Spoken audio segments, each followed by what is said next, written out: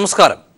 2013 ഗൂഢാലോചനയെക്കുറിച്ച് തനിക്കൊന്നും അറിയില്ലെന്ന് നടി കാവ്യ മാധവൻ. ദിലീപും കാവ്യയുമായി അടുത്ത സൗഹൃദമുള്ള യുവനടിയെ പോലീസ് ഉടൻ ചോദ്യം ചെയ്യും. വിവാദത്തിൽ തന്റെ പേര് വലിച്ചിഴക്കരുതെന്ന് നമിത പ്രമോദ്. കോവളം MLA എം വിൻസെന്റിന്റെ ജാമ്യാപേക്ഷ കോടതി തള്ളി. മലപ്പുറത്ത് വ്യാജ ഡോക്ടർ പിടിയിൽ. വാർത്തകൾ കാണാം. ക്രൈംബ്രാഞ്ച് ആരംഭിക്കുന്നു. 2013 ഗൂഢാലോചനയെക്കുറിച്ച് തനിക്കൊന്നും അറിയില്ലെന്ന് നടി കാവ്യ മാധവൻ. ചോദ്യം ചെയ്യവേ അന്വേഷണ ഉദ്യോഗസ്ഥരോടാണ് കാവ്യയുടെ പ്രതികരണം. എന്നാൽ ഏതാനും വർഷം മുമ്പ് നടന്ന വിദേശ പര്യടനത്തിനിടെ നടിയും ദിലീപും തമ്മിൽ ചില പ്രശ്നങ്ങൾ ഉണ്ടായതായി അറിയാമെന്നും കാവ്യ മൊഴി നൽകി. ആവശ്യമെങ്കിൽ കാവ്യയെ വീണ്ടും ചോദ്യം ചെയ്യുമെന്ന് SP AV ജോർജ് പറഞ്ഞു.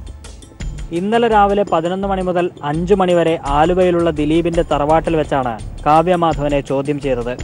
നടിയെ ആക്രമിച്ചതിന് ശേഷം ദൃശ്യങ്ങൾ പകർത്തിയ ഫോണും മെമ്മറി കാർഡും കാവ്യയുടെ കാക്കനാട്ടുള്ള ഓൺലൈൻ വസ്ത്രവ്യാപാര സ്ഥാപനമായ ലക്ഷ്യയിൽ ഏൽപ്പിച്ചുവെന്നാണ് പൾസർ സുനിയുടെ മൊഴി.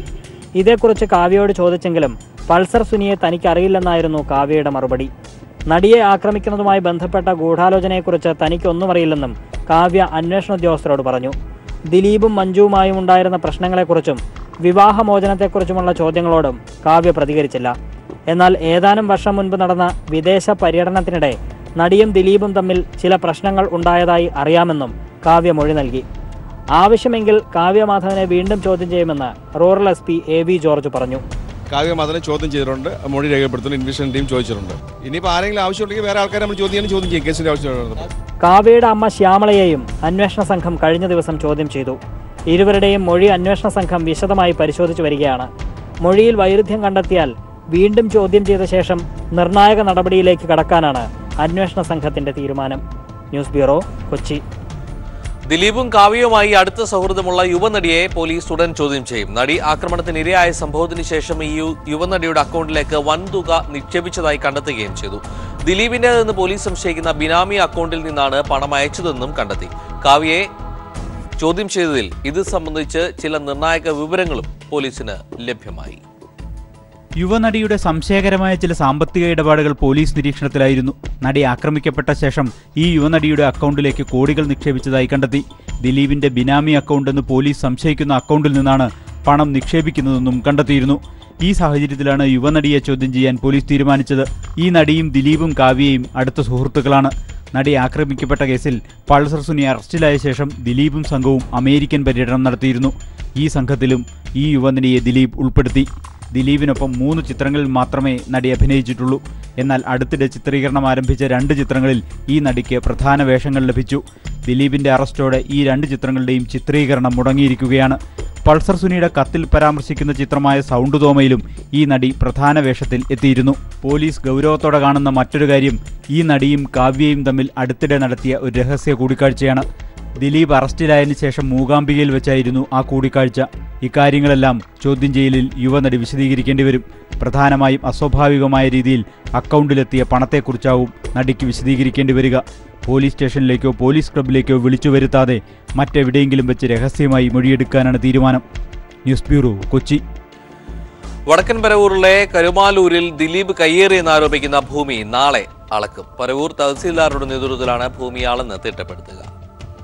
ദിലീപിന്റെയും മഞ്ജുവാരുടെയും പേരിൽ 8 വർഷം മുൻപാണ് കരുമാലൂർ കാരക്കാതുരുത്തിൽ 2 ഏക്കറോളം ഭൂമി വാങ്ങിയത്. ഇതിൽ 30 സെന്റോളം ഭൂമി പുറമ്പോക്കാണെന്നാണ് ആരോപണം.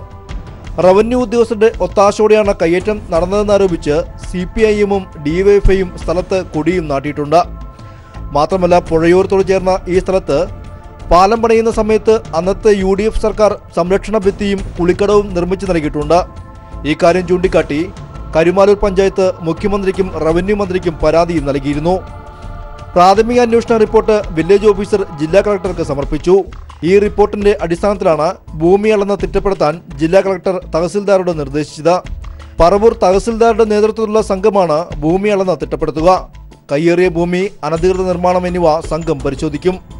ചാലക്കുടി D സിനിമാസ്, കോട്ടയം കുമരകം എന്നിവിടങ്ങളിലും ദിലീപ് സർക്കാർ ഭൂമി കയ്യേറിയെന്ന് കണ്ടെത്തിയതിന് പിന്നാലെയാണ് കരുമാലൂരും അനധികൃത കയ്യേറ്റത്തിൽ അന്വേഷണം നടക്കുന്നത്. News bureau, Kochi. കൊച്ചിയിൽ നടി ആക്രമിക്കപ്പെട്ട സംഭവത്തിൽ തന്റെ പേര് വലിച്ചിഴയ്ക്കുന്നതിനെതിരെ രൂക്ഷ പ്രതികരണവുമായി യുവനടി നമിത പ്രമോദ് രംഗത്ത്. തന്റെ അക്കൗണ്ടിലേക്ക് പണം എത്തിയിട്ടില്ലെന്ന് നമിത പ്രമോദ് പറഞ്ഞു. ദിലീപിന്റെ അടുത്ത സുഹൃത്തായ യുവനടിയുടെ അക്കൗണ്ടിലേക്ക് ബിനാമി അക്കൗണ്ടിലേക്ക് പണം എത്തിയെന്ന വാർത്തയോടായിരുന്നു നമിതയുടെ പ്രതികരണം. അന്വേഷണത്തിന്റെ പരിധിയിൽ വരുന്ന ഒരു അക്കൗണ്ടും തന്റെ പേരിലില്ലെന്നും വ്യാജ വാർത്തകൾ പടച്ചുവിടുന്നവർ അതിനിരയാവുന്നവരുടെ അവസ്ഥ കൂടി മനസ്സിലാക്കണമെന്നും നമിത വ്യക്തമാക്കി. ഫേസ്ബുക്ക് പേജിലൂടെയായിരുന്നു നമിതയുടെ പ്രതികരണം. സ്ത്രീ പീഡന കേസിൽ അറസ്റ്റിലായ കോവളം MLA M. വിൻസെന്റിന്റെ ജാമ്യാപേക്ഷ കോടതി തള്ളി. നെയ്യാറ്റിൻകര ജുഡീഷ്യൽ മജിസ്ട്രേറ്റ് കോടതിയാണ് ജാമ്യാപേക്ഷ തള്ളിയത്. വിൻസെന്റിന് ജാമ്യം നൽകിയാൽ ഇരയുടെ ജീവന് ഭീഷണിയാണെന്നും ക്രമസമാധാനം തകരുമെന്നുമുള്ള പ്രോസിക്യൂഷൻ വാദം കണക്കിലെടുത്താണ് കോടതി ജാമ്യം നിഷേധിച്ചത്. എന്നാൽ വിധിക്കെതിരെ ജില്ലാ സെഷൻസ് കോടതിയെ സമീപിക്കുമെന്ന് വിൻസെന്റിന്റെ അഭിഭാഷക അറിയിച്ചു.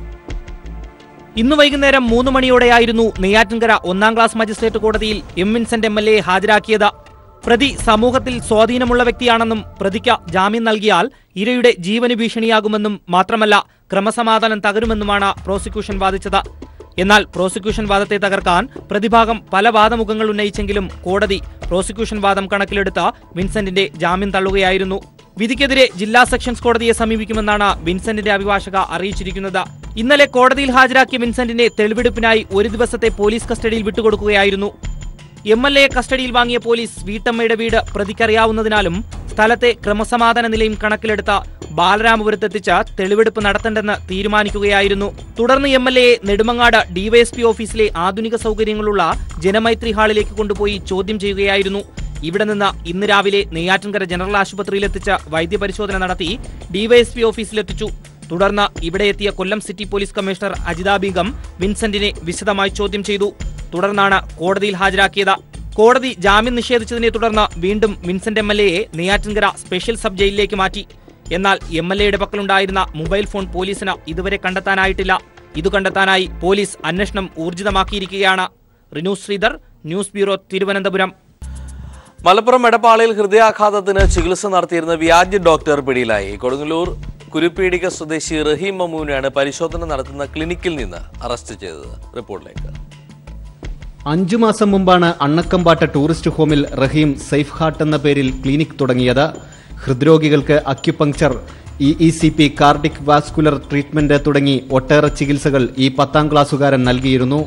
റഹീമിന് MD ബിരുദമുണ്ടെന്നും വേറെ 2 ഡോക്ടർമാർ ക്ലിനിക്കിൽ വന്നു പോകുന്നുണ്ടെന്നും ബോർഡിൽ എഴുതിവെച്ചിട്ടുണ്ടെങ്കിലും ചികിത്സ ഇയാൾ മാത്രമാണ് നടത്തിയിരുന്നത്. ക്ലിനിക് നടത്തുന്നതിനുള്ള ലൈസൻസ് പോലും ഉണ്ടായിരുന്നില്ല. DMOക്ക് ലഭിച്ച രഹസ്യ വിവരത്തെ തുടർന്നായിരുന്നു പരിശോധന. കൊടുങ്ങല്ലൂർ സ്വദേശിയായിട്ടുള്ള റഹീം എന്ന് പറയുന്ന ആള് നിലവിലെ യാതൊരുവിധ മെഡിക്കൽ കൗൺസിലിന്റെ അംഗീകാരമോ അല്ലെങ്കിൽ ട്രാവൻകൂർ കൊച്ചിൻ മെഡിക്കൽ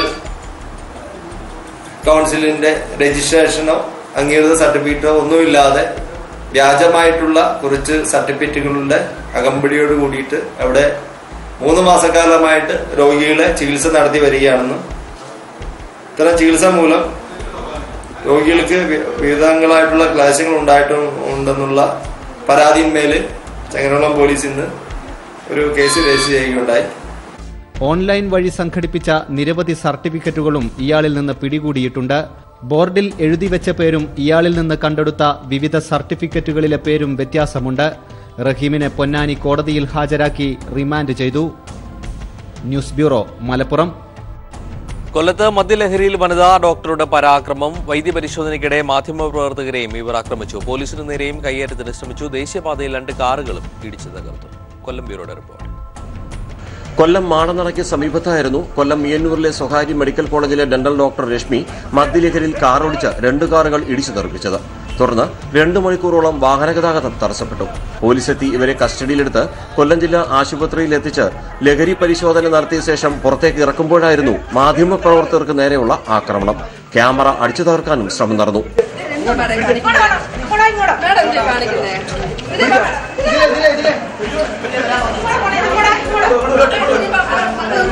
ഇവർ മദ്യപിച്ചിട്ടുണ്ടെന്ന് ഡോക്ടർ ഉണ്ണികൃഷ്ണൻ പറഞ്ഞു.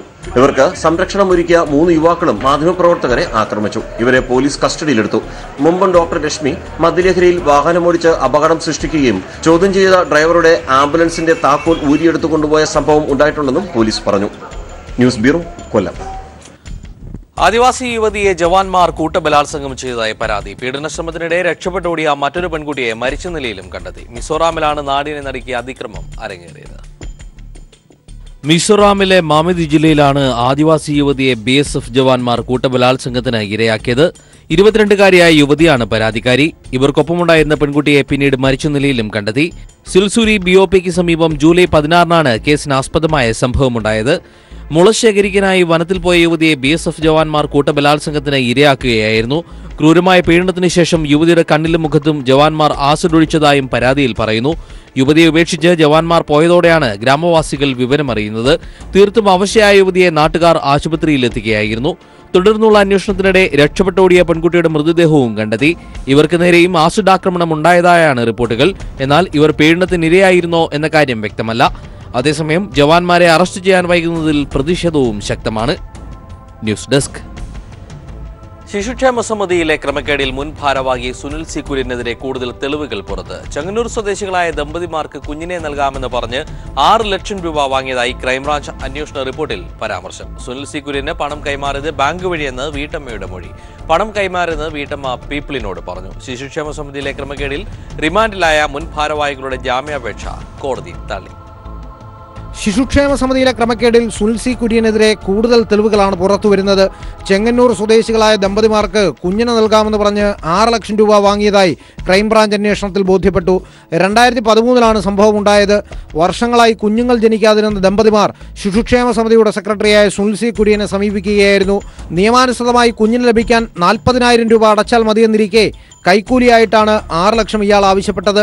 തുടർന്ന് സിൻഡിക്കേറ്റ് ബാങ്കിലെ ശാഖ വഴി മുഴുവൻ തുകയും സുനിൽ സി കുര്യന്റെ സ്വകാര്യ അക്കൗണ്ടിലേക്ക് നിക്ഷേപിച്ചു. എന്നാൽ അതിനിടയിൽ ദമ്പതിമാരിൽ ഒരാൾ അസുഖബാധിതയായതായി ചൂണ്ടിക്കാട്ടി കുഞ്ഞിനെ നൽകിയില്ല. എന്നാൽ ഇതോടെ പണം തിരികെ വേണമെന്നാവശ്യപ്പെട്ട് ദമ്പതികൾ സുനിലിനെ സമീപിച്ചു. എന്നാൽ പറഞ്ഞ അവധികൾ പലതും തീർന്നതോടെ ഇവർ ക്രൈംബ്രാഞ്ചിന് പരാതി നൽകി. സുനിൽ സി കുര്യൻ തങ്ങളെ വഞ്ചിക്കുകയായിരുന്നുവെന്ന് ദമ്പതിമാരുടെ മാതാവായ മുൻ കോളേജ് പ്രിൻസിപ്പൽ പീപ്പിളിനോട് പറഞ്ഞു.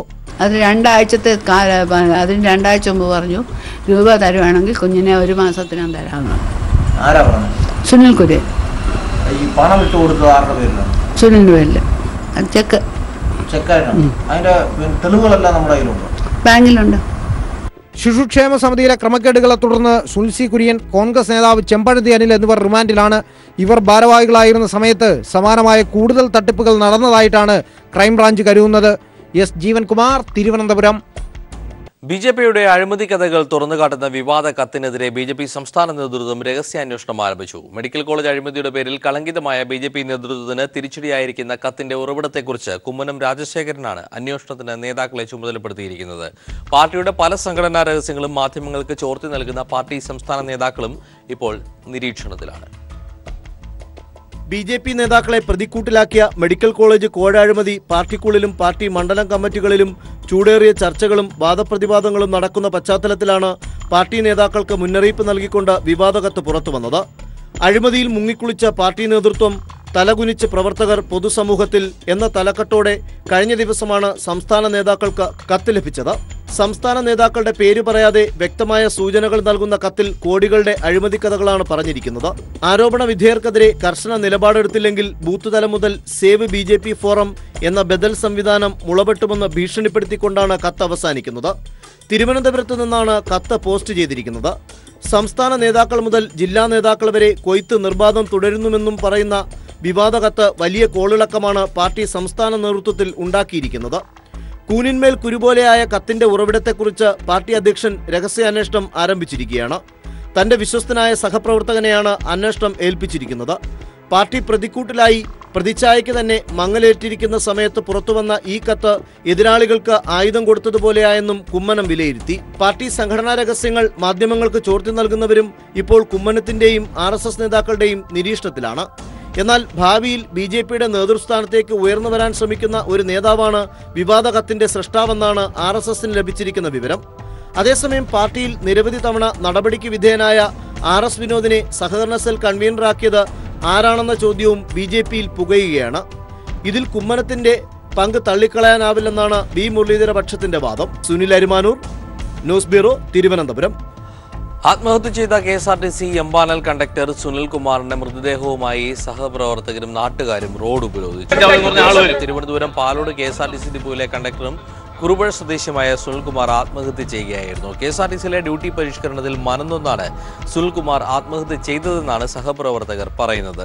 ആത്മഹത്യയ്ക്ക് മുമ്പ് ഇയാൾ തന്റെ ഫേസ്ബുക്കിൽ അത്തരത്തിലുള്ള സൂചനകൾ നൽകി പോസ്റ്റ് ഇട്ടിരുന്നു. അതിനാൽ KSRTC MDക്കെതിരെ കേസെടുക്കണമെന്നും 10 ലക്ഷം രൂപ നഷ്ടപരിഹാരം നൽകണമെന്നും ആവശ്യപ്പെട്ടായിരുന്നു ഉപരോധം. മണിക്കൂറുകൾ നീണ്ട ഉപരോധം നെടുമങ്ങാട് തഹസിൽദാർ ഇടപെട്ടാണ് അവസാനിപ്പിച്ചത്. സ്വകാര്യത മൗലിക അവകാശമായി കണക്കാക്കാനാകില്ലെന്ന് കേന്ദ്ര സർക്കാർ സുപ്രീം കോടതിയിൽ. സ്വകാര്യതയ്ക്കുള്ള അവകാശം ജീവിക്കാനുള്ള അവകാശത്തിന് മുകളിലല്ലെന്നും കേന്ദ്രം. പാവപ്പെട്ടവരുടെ ജീവിതത്തിന്റെ സുരക്ഷിതത്വത്തിനാണ് ആധാർ എന്നും 9 അംഗ ഭരണഘടനാ ബെഞ്ച് മുമ്പാകെ കേന്ദ്രം അവകാശപ്പെട്ടു. കേസിൽ നാളെയും വാദം തുടരും. സ്വകാര്യത മൗലിക അവകാശമാണോ എന്ന വിഷയത്തിൽ ചീഫ് ജസ്റ്റിസ് അധ്യക്ഷനായ 9 അംഗ ഭരണഘടനാ ബെഞ്ച് വാദം കേൾക്കവെയാണ് കേന്ദ്രം നിലപാട് അറിയിച്ചത്. സ്വകാര്യത മൗലിക അവകാശമായി കണക്കാക്കാനാകില്ലെന്നും സ്വകാര്യതയ്ക്കുള്ള അവകാശം ജീവിക്കാനുള്ള അവകാശത്തിന് മുകളിലല്ലെന്നുമാണ് കേന്ദ്രം പ്രതികരിച്ചത്. സർക്കാർ ആനുകൂല്യങ്ങൾ ജനങ്ങളിലേക്ക് നേരിട്ടെത്തിക്കാനാണ് ആധാർ കാർഡ് ഏർപ്പെടുത്തിയതെന്നും അറ്റോർണി ജനറൽ KK വേണുഗോപാൽ കോടതിയെ അറിയിച്ചു. ഭക്ഷണവും പാർപ്പിടവും ഉൾപ്പെടെയുള്ളവയ്ക്കായാണ് ആധാർ എന്നുമായിരുന്നു കേന്ദ്രം നിലപാട് പ്രകടിപ്പിച്ചത്. സ്വകാര്യത സമ്പൂർണമായ അവകാശമല്ല, എന്നാൽ മൗലികാവകാശമാണെന്നും ഇതിന്റെ സന്തുലനാവസ്ഥ കണ്ടെത്തണമെന്നും കപിൽ സിബൽ വാദിച്ചു. സ്വകാര്യത മൗലികാവകാശമായി പ്രഖ്യാപിക്കണമെന്നാവശ്യപ്പെട്ട് ബംഗാൾ, കർണാടക, പഞ്ചാബ്, പുതുച്ചേരി സംസ്ഥാനങ്ങൾ കൂടി കേസിൽ കക്ഷി ചേർന്നു. സംസ്ഥാനങ്ങൾക്ക് വേണ്ടിയാണ് മുതിർന്ന അഭിഭാഷകൻ കപിൽ സിബൽ ഹാജരായത്. കേസിൽ നാളെയും വാദം തുടരും. News bureau, Delhi. സംസ്ഥാനത്ത് ലീഗൽ മെട്രോളജി വകുപ്പ് നടത്തിയ പരിശോധനയിൽ 122 സ്ഥാപനങ്ങൾക്കെതിരെയും 74 വ്യാപാരികൾക്കെതിരെയും കേസെടുത്തു. MRPയേക്കാൾ കൂടുതൽ വില, അളവ് തൂക്ക വ്യത്യാസം എന്നിവ കണ്ടെത്തുന്നതിന്റെ ഭാഗമായായിരുന്നു മിന്നൽ പരിശോധന. നിയമലംഘനം നടത്തുന്നവർക്കെതിരെ ശക്തമായ നടപടിയെടുക്കാനാണ് സർക്കാർ നിർദ്ദേശം. സംസ്ഥാന വ്യാപകമായി പൊതുമാർക്കറ്റുകൾ, പച്ചക്കറി, കോഴി വിൽപ്പന കേന്ദ്രങ്ങൾ, വഴിയോര കച്ചവട കേന്ദ്രങ്ങൾ എന്നിവ കേന്ദ്രീകരിച്ചായിരുന്നു ലീഗൽ മെട്രോളജി വകുപ്പ് മിന്നൽ പരിശോധന നടത്തിയത്. 122 സ്ഥാപനങ്ങൾക്കെതിരെയാണ് കേസെടുത്ത് നടപടി ആരംഭിച്ചത്. മുദ്ര ചെയ്യാത്ത ത്രാസുകൾ ഉപയോഗിച്ചതിന് 74, പാക്കറ്റിന്റെ പുറത്ത് രജിസ്ട്രേഷൻ എടുക്കാത്തതിന് 34, അമിതവിലയ്ക്ക് 7, വില തിരുത്തിയതിന് 5, അളവ് കുറവിന് 2 സ്ഥാപനങ്ങളിലാണ് ക്രമക്കേട് കണ്ടെത്തിയത്. സംസ്ഥാന വ്യാപകമായി 48ലധികം മാർക്കറ്റുകളിൽ നിന്നായി അളവ് തൂക്ക നിയമലംഘനം നടത്തിയ 74 വ്യാപാരികൾക്കെതിരെയും കേസെടുത്തിട്ടുണ്ട്. നിയമലംഘനം നടത്തുന്നവർക്കെതിരെ ശക്തമായ നടപടി തുടരുമെന്ന് ലീഗൽ മെട്രോളജി ദക്ഷിണ മേഖല ഡെപ്യൂട്ടി കമ്മീഷണർ രത്തൻ രാജ് പറഞ്ഞു. അളവ് തൂക്ക ഉപകരണങ്ങൾ മുദ്ര ചെയ്യാതെ വിൽക്കപ്പെടുന്ന സ്ഥലങ്ങളിൽ, മാർക്കറ്റുകളിലാണ് പ്രധാനമായിട്ടും അത് കണ്ടുവരുന്നത്. പ്രത്യേകിച്ചും സ്ഥിരമായ കച്ചവടക്കാരല്ലാത്ത ആളുകൾ, അതായത് ഷോപ്പ് നമ്പറൊന്നും ഇല്ലാത്ത വെൻഡേഴ്സിൻ്റെ ഇടയ്ക്കുള്ള കച്ചവടങ്ങളിൽ കൂടുതലായിട്ട് ഇത് കണ്ടുവരുന്നുണ്ട്. ഈ നോട്ടീസ് നൽകുന്നതിനനുസരിച്ച് അവർക്ക് ഓഫീസിൽ ഹാജരാക്കിയാലും മുദ്ര ചെയ്ത് നൽകും. അതിൻ്റെ ഫൈൻ അടയ്ക്കാത്ത ആളുകൾക്കെതിരെ കോടതി നടപടികളിലൂടെ കേസെടുത്ത് നടപടികൾ നടത്തുന്നതായിരിക്കും. MRPയേക്കാൾ കൂടുതൽ വില ഈടാക്കുക, വിൽപ്പന വില, അളവ് തൂക്കത്തിലെ വ്യത്യാസം, ഭക്ഷണ പദാർത്ഥങ്ങളിൽ നിർമ്മാതാക്കളുടെ മേൽവിലാസം ഉൾപ്പെടുത്താതിരിക്കുക എന്നിവ കണ്ടെത്തുന്നതിന്റെ ഭാഗമായിട്ടായിരുന്നു പരിശോധന. ഇനിയും പരിശോധന തുടരാനാണ് സർക്കാർ തീരുമാനം. News bureau, Thiruvananthapuram. ഇസ്ലാമിക പ്രഭാഷകൻ സക്കീർ നായിക്കിന് അധോലോക ബന്ധങ്ങളുണ്ടെന്ന് ദേശീയ അന്വേഷണ ഏജൻസി. അധോലോക നേതാവ് ചോട്ടാരാജന്റെ അനുയായിയായ പർവേസ് ഖാനൊപ്പം നായിക്കിന് വൻ ഭൂമി നിക്ഷേപങ്ങളുണ്ടെന്നും NIA കണ്ടെത്തി. ഇതോടെ വിദേശകാര്യ മന്ത്രാലയം സക്കീർ നായിക്കിന്റെ പാസ്പോർട്ട് അസാധുവാക്കി. റിപ്പോർട്ടുമായി ഇന്നത്തെ ക്രൈംബ്രാഞ്ച് സമാപിക്കുകയാണ്. നമസ്കാരം. ഇസ്ലാമിക പ്രഭാഷകൻ സാക്കിർ നായിക്കിന് അധോലോക ബന്ധങ്ങളുണ്ടെന്ന് ദേശീയ അന്വേഷണ ഏജൻസിയാണ് വെളിപ്പെടുത്തിയത്. സാക്കിർ നായിക്കിന്റെ സാമ്പത്തിക ഉറവിടത്തെക്കുറിച്ച് അന്വേഷിക്കുന്നതിനിടെയാണ് ഇക്കാര്യങ്ങൾ തെളിഞ്ഞതെന്നും NIA വ്യക്തമാക്കുന്നു. അധോലോക നേതാവ് ചോട്ടാരാജന്റെ അനുയായിയായ പർവേസ് ഖാൻ എന്ന നിർമ്മാതാവിനൊപ്പം സാക്കിർ നായിക് വൻ നിക്ഷേപങ്ങൾ നടത്തിയിട്ടുണ്ടെന്നും NIA കണ്ടെത്തി. മുംബൈയിലും പൂനെയിലും പർവേസ് ഖാനുമൊത്ത് സാക്കിർ നായിക് റിയൽ എസ്റ്റേറ്റ് ബിസിനസ്സുകൾ നടത്തുന്നുണ്ടെന്നും NIA പറയുന്നു. ദുബായ് കേന്ദ്രമാക്കിയുള്ള സാക്കിർ നായിക്കിന്റെ പ്രവർത്തനങ്ങളെപ്പറ്റിയും NIA അന്വേഷിക്കുന്നുണ്ട്. ദുബായിലെ പസഫിക് സിറ്റി എന്ന 226 വില്ല പ്രൊജക്ടുകൾക്കായി വൻതുക സക്കീർ നായിക് നിക്ഷേപിച്ചിരുന്നു. പിന്നീട് PCT എന്ന പേരിലാണ് പദ്ധതി നടപ്പാക്കിയത്. കൂടാതെ സക്കീർ നായിക്കിന്റെ എമിറേറ്റ്സ് അക്കൗണ്ടിൽ നിന്ന് മുംബൈയിലെ യൂണിയൻ ബാങ്ക് അക്കൗണ്ടിലേക്ക് പല തവണകളായി ലക്ഷങ്ങളുടെ നിക്ഷേപം എത്തിയതായും NIA കണ്ടെത്തി. അന്വേഷണ വിവരങ്ങൾ NIA എൻഫോഴ്സ്മെന്റ് ഡയറക്ടറേറ്റിന് കൈമാറി. കള്ളപ്പണം വെളുപ്പിക്കൽ നിയമപ്രകാരം സാക്കിർ നായിക്കിനെതിരെ എൻഫോഴ്സ്മെന്റ് ഡയറക്ടറേറ്റ് നേരത്തെ തന്നെ കേസെടുത്തിരുന്നു. ഇതിനിടെ NIAയുടെ അപേക്ഷ പ്രകാരം വിദേശകാര്യ മന്ത്രാലയം സാക്കിർ നായിക്കിന്റെ പാസ്പോർട്ട് അസാധുവാക്കിയിട്ടുണ്ട്. News desk.